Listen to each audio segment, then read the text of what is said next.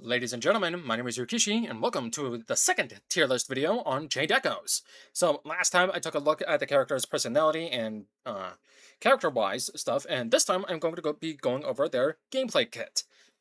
So, I will be talking spoilers, so if you have not yet experienced Chained Echoes yet, I highly encourage you do so.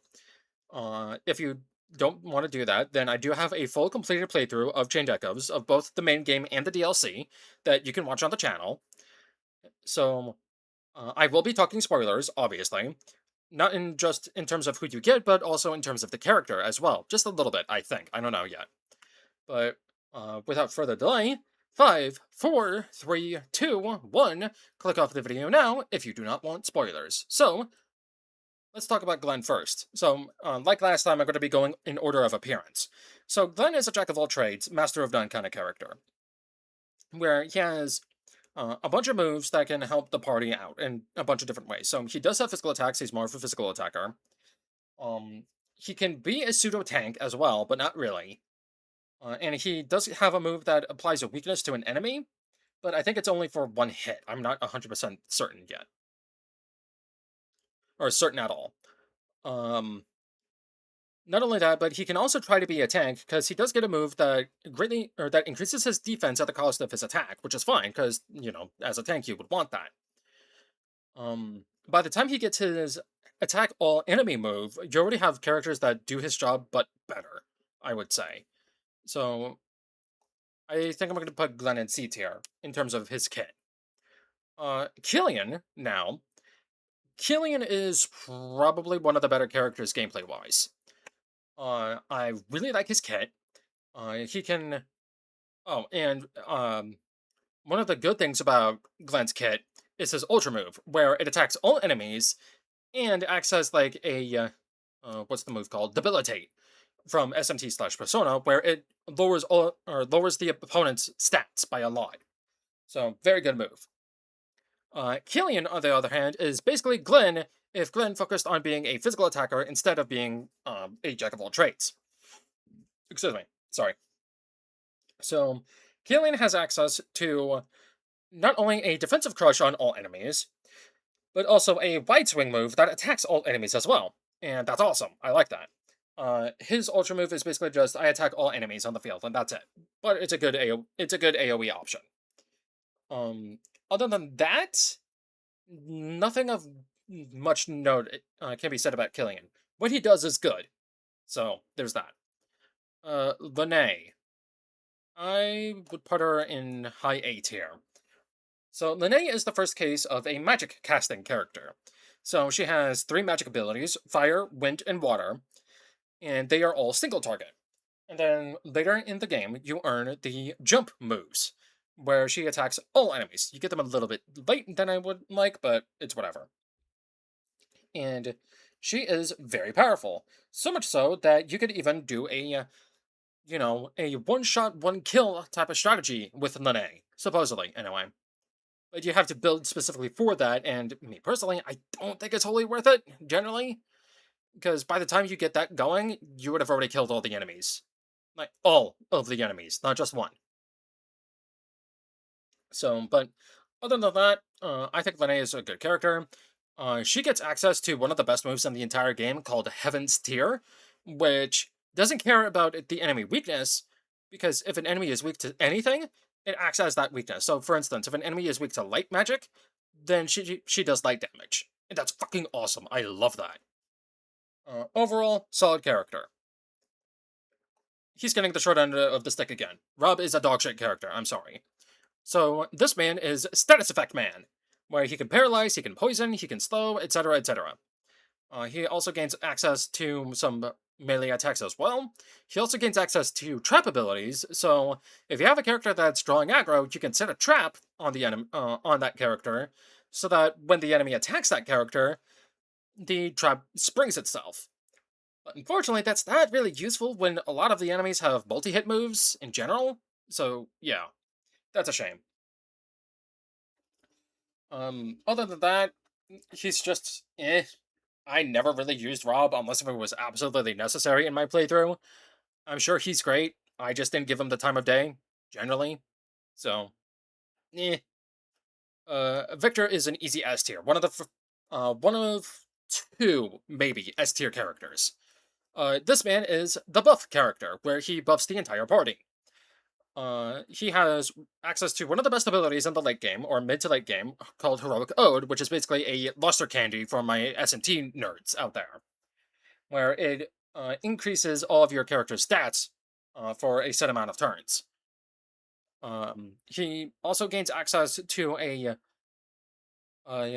HP regen move and a TP regen move, so that's very useful.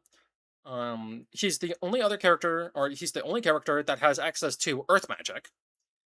And he also has a wind ability as well. So, much like Lene, if an enemy is weak to wind, you can spam that shit with Victor. But why would you? Unfortunately, this man doesn't come with any kind of healing moves, or none that, heal the entire party, which is unfortunate. So, you have to give him the cleric class in order for that to happen. He also has access to one of the other best moves in the game, and well, there's two of them that are the same, but the one I use the most, and that's called Ifrit's Song. Ifrit's Song reduces the fire and water resistance of the enemy, and it makes them weak to that element. Oh, and by the way, one more thing about Lene as well. She has access to moves called coats, where she can apply the element to a character's weapon, and that character now deals damage based on that element. So fire coat, water coat, wind coat. It's great. It's amazing. Next up is Sienna. I think I'm putting her below Lene, and that hurts. As someone who used Sienna throughout his entire playthrough, I really like Sienna. I do. However, she has a major drawback, in that she takes too long to get going, and she heavily relies on the enemy not having magical attacks.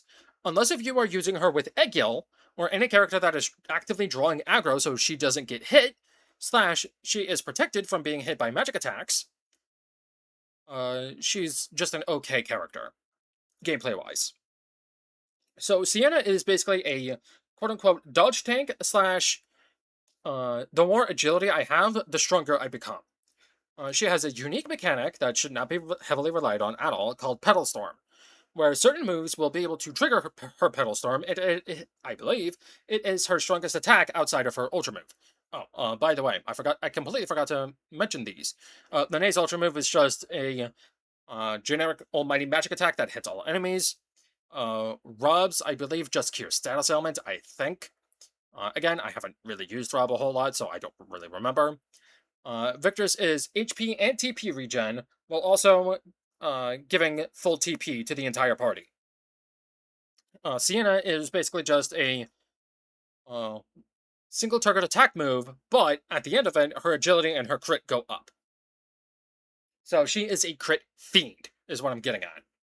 So, Petal Storm is a very strong ability, but I would not recommend relying on it.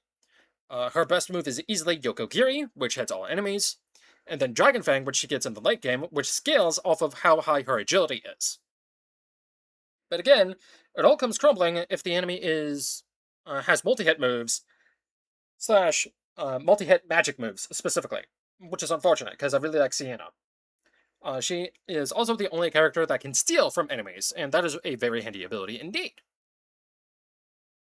But overall, there is one character that is much better than her in terms of being a physical carry, and I would actively like to test that in the base game, at least. The next character that you get to use is Bethraz. I think he's just okay. So Bethraz is the only character that has access to light and dark abilities. Outside of, giving a character light and dark magic through the class system. He has access to one of the best abilities in the game, which is Elemental Orbs, which raises your elemental resistance to elements, obviously. And in general, he's just okay. Supposedly, his special or his ultra move attack is one of the highest damaging moves in the entire game. Supposedly. Much like Lene, he's a one-trick pony in terms of he has a gimmick that he can do where he can raise his damage, but unlike Lene, he dies after 3 turns of using it. which is unfortunate. So you'd have to actively have Amalia in the party in order to circumvent that. So this character's unique gameplay trait is after he attacks with one of his skills, he summons a quote unquote weapon on the battlefield, though not really. This weapon is just a passive thing that he gains throughout the battle, and he gains access to abilities that consume his weapons and does something. One of his better ones being Summoned Heal. He consumes all of his summons, and then he heals the entire party. But you have to actively be attacking with this character in order for that to happen. Uh, yeah, I think Mithras is the first B2 character. A character I didn't really get to use a whole lot, but I am going to rate highly is Amalia. She's the actual healer of the game, but you get her so late into the game that it feels kind of not good at all. But at the very least, you gain access to Cleric pretty early on. So Amalia is the actual built-in healer, but her stats are abysmal. She has access to Shield and Aura, which increases resistance to physical/magic attacks, I believe. And she also has Revive All. So if two or more characters are dead, she can bring them back. And if you pair her with Patraz, I believe, if Patraz does kill over, she can just bring him right back immediately. Because I believe she has a skill that allows for that, I think. Overall, decent healer. I think Vector is better, though. Next is Taunka, the Blue Mage. Much like Glenn, he's a jack of all trades, master of none. I didn't really use Taunka at all in my playthrough. I only used him for his Uncanny move, and that was about it. So, again, mixed attacker. You can make him into whatever you want. I didn't really use him. I don't know or realize how strong he is. So, he could be rated higher. I don't know. But again, this is just my personal tier list of the characters that I've used and what I've seen. Next up is Egil. He is the physical tank of the group, and I think he is high C tier. So, actually, no, I'm going to put him in B tier for one reason and one reason only. He's got a cover ability. So, cover basically allows him to take damage. So, if an enemy attacks a character, he can cover them instead and take that damage for that character instead. But his physical defense is high, so he's not going to be as good if, you're facing a magic-oriented enemy. So that's the unfortunate thing. But I will say that this character is very good. Amalia's ability is, I believe, she gets to revive everyone and fully heal everyone. Egil's is Wall of Ouroboros, which basically makes it so that your entire party don't get dealt damage for 2 turns, /2 attacks, against a physical attacking enemy or just a physical move. So that's a very powerful ultra move. Okay. Next up, I'm actually going to be talking about these two first, and I'm going to save the second S tier character for last. Raphael is in the same boat as Egil, but I think I'm going to rate him higher for one reason and one reason only. Like Glenn and Killian, Raphael has a defense crush move, where he can lower the enemy's defenses. That's a good thing. So Raphael, you get him as one of your last characters, actually, and he is the party's magic tank instead. But unlike Egil, he doesn't have a cover ability that allows him to take damage in place of someone else, which is unfortunate, but I'm rating him higher because he's more useful, I think. And much like with Egil, his ultra move allows him to block magic attack for 2 turns or 2 attacks for your party members. But he also gains access to one of the best skills in the game, which is called Exercise. It's one of the best and one of the worst.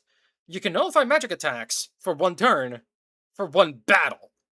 Not a fan of that personally, but what can you do?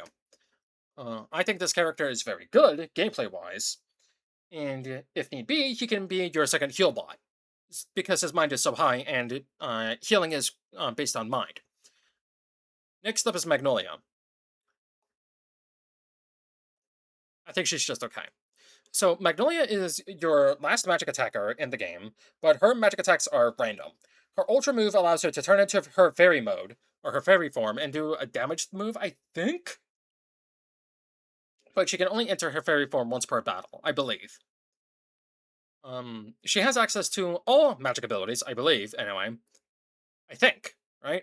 So I'm wrong in the fact that Victor is the only one with those 2 moves and Bethraz too.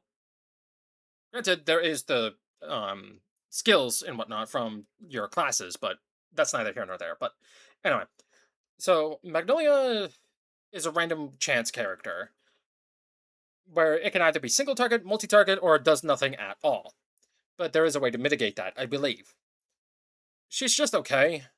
I would definitely rate Glenn higher than her, though. So, there's that. And finally, the character that made me appreciate her more in the DLC, based on her gameplay, she is the strongest physical attack character in the entire fucking game. I am shocked. So, much like Sienna, Micah has a game plan. So, Micah has a unique mechanic where she has two different moves, a single target move and a multi-hit move, called Tiger Rush and Falling Dragon. With these two moves, if you use, so say for instance you use Tiger Rush, you get Tiger Combo. And then if you use the second move in the combo, you get Full Blossom, which is a multi-hit target move that is used after using either Tiger or Dragon combos. So Dragon Combo is hitting all enemies at once, not just one target. So Tiger is kind of useless, especially in the late game, because you get Heavenly Kick, which when put together correctly, does a metric fuck ton of damage and probably does the most amount of damage in the entire game without the need of Ultra moves. Like, holy fucking shit, this character. So, she gains access to a pretty busted ability called Charging Revenge, which allows her to charge up an attack, and her next attack will deal increased damage. And it is because of that move that she is fucking busted. Not only that, but her combo abilities, they last for 2 turns. So if you use Charging Revenge first, that's 1 turn. But then you use your combo, and it's like nothing ever happened, and it didn't matter. Holy fuck, is that dummy busted. And it's sad to say, but she is stronger than Sienna. Absolutely. Because one of Sienna's many downfalls, which does make her a good character, but one of her many downfalls, she is so fucking quick that she can hit a lot, right? But it's because she acts so quickly that all of her buffs drop like flies. So the more turns she takes, the more likely it is for her buffs to go away, which means you need to reapply her buffs constantly and consistently. With Micah, you don't have that issue. Because Micah is actually well paced with the team. And her ultra move is basically, I believe, 10 hits on one enemy with the chance of applying a status effect, I think. But yeah. So that is my tier list based on characters in terms of their gameplay kit. Now he's not here, but I'm going to be talking about Leonar anyway. So Leonar's main mechanic is a bite mechanic, where he applies a debuff to an enemy, and I believe it can stack for as much as possible. And then he has a move that can remove all of those bite marks, and you deal increased damage for every bite mark that's on the enemy, which is cool. He also has Pump It Up, which basically just allows him to be in a certain state that allows him to use certain moves and use a certain very strong attack move. Not only that, but he gains access to a utility move that lets him re-up his Pump It Up abilities, which is cool. I would probably put Leonar in B tier, probably above Raphael, below Amalia, maybe. I barely use this character in my DLC playthrough at all. His ultra move is an AoE. I hit every enemy, and I apply the max 10 marks on all enemies. I think it's 10 marks. I could be wrong on that, but anyway, I think I'm gonna repeat myself. Sorry. I think that'll about do it for this time or for this video. So, what do you agree with? What do you disagree with? What characters have you used in your playthrough of Chained Echoes? Who would you rate the best character in the entire game? Who would you rate the worst character in the entire game? Feel free to let me know in the comments. So, I've been Ryukishi, and I will see you next time.